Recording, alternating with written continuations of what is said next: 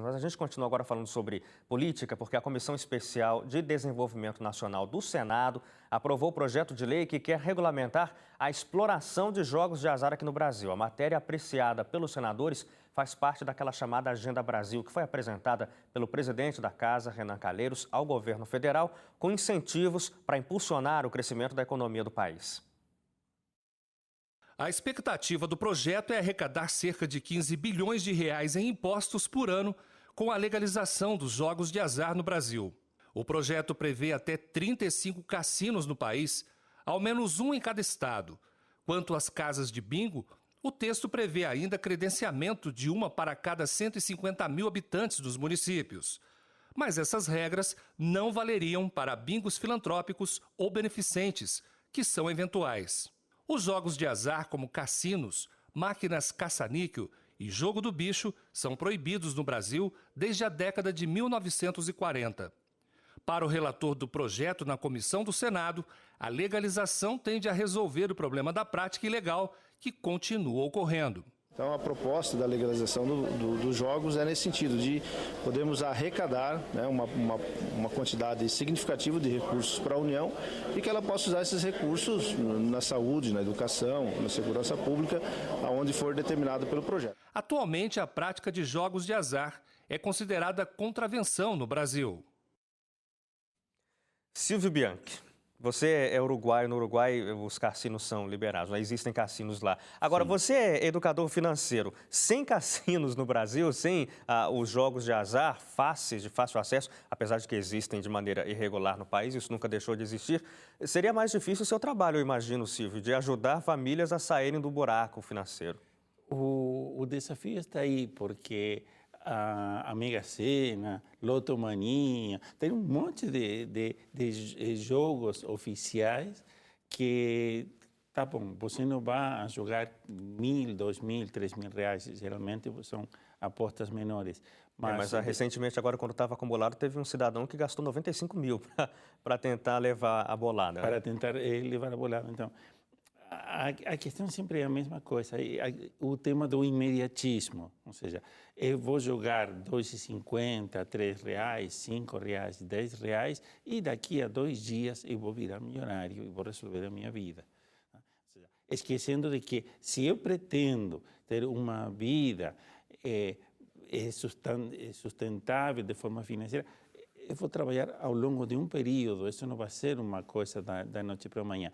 Pior ainda, aqueles que ganham a Mega Sena, uma loteria, provavelmente que em 3 anos eles vão perder tudo o que ganharam e ainda vão estar mais endividados do que antes de ganhar o prêmio. Porque eles vão aumentar o padrão de vida, eles não vão cuidar do dinheiro, eles vão gastar e na hora de sair desse padrão de vida, porque os fundos acabaram, tá? O endividamento que eles têm é absurdamente maior do que quando o momento que eles ganharam esse prêmio. Isso é uma característica da sociedade brasileira, Zulu? Essa coisa de querer o enriquecimento rápido, como o Silvio disse, o imediatismo? Olha, eu não acho que seja só da sociedade brasileira. Eu acho que isso é uma questão humana. Nós somos imediatistas, né? Mas eu acredito que nós tenhamos um ingrediente aqui bastante interessante, que é a desvalorização do trabalho. Tá certo? Então, nós herdamos aí, em nossa história nacional, na formação nacional, uma cultura de desvalorização do trabalho, o que se explica, por exemplo, o escravagismo que nós tivemos aqui, a escravidão por séculos, e ainda hoje a ideia de que o trabalho braçal é um trabalho de segunda categoria. Então, o brasileiro ele tem uma relação com o trabalho, uma relação conflituosa. Ele não entende o trabalho como uma atividade humana, né? Poderíamos colocar numa linguagem assim até religiosa, uma bênção, né? Porque o resgate do valor do trabalho no final da Idade Média coube aos reformadores, né? Então, os alunos aí, né, os nossos telespectadores, voltam lá nas aulas de história do ensino médio lá. Então, Calvino, Lutero, que, olha, veja, trabalhar é bênção de Deus. Isso, posteriormente, perdeu o seu ingrediente religioso no processo de secularização, mas a prática e o hábito ficou, o que é muito comum nas sociedades anglo-saxônicas. Né? Então, países como Inglaterra, Alemanha, Estados Unidos e também a França, mesmo sendo anglo-saxônica, né? Mas esse hábito de trabalhar por trabalhar. é parte da minha atividade humana. Então, eu tenho uma relação mais tranquila com isso. E do trabalho, rendimentos virão, né? E a sua vida será muito mais bem estruturada. Agora, Silvio, tem como, a longo prazo, um trabalhador com uma renda média, quem sabe 2 salários mínimos, um trabalhador normal, ter uma vida estável financeiramente, conseguir alcançar sonhos, objetivos de compra, sabe, de aquisições? Ok, cuidado, quando nós falamos de independência financeira, é viver uma vida equilibrada ao longo prazo, baseado no trabalho que eu desenvolvi ao longo da minha vida ativa.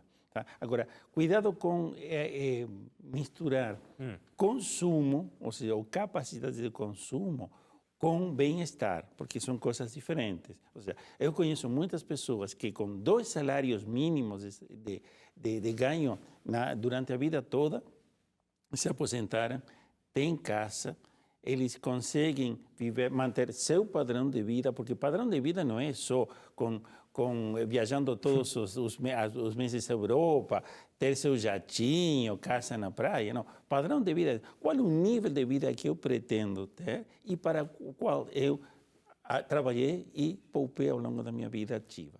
Tá? Isso é sustentabilidade, isso é equilíbrio financeiro.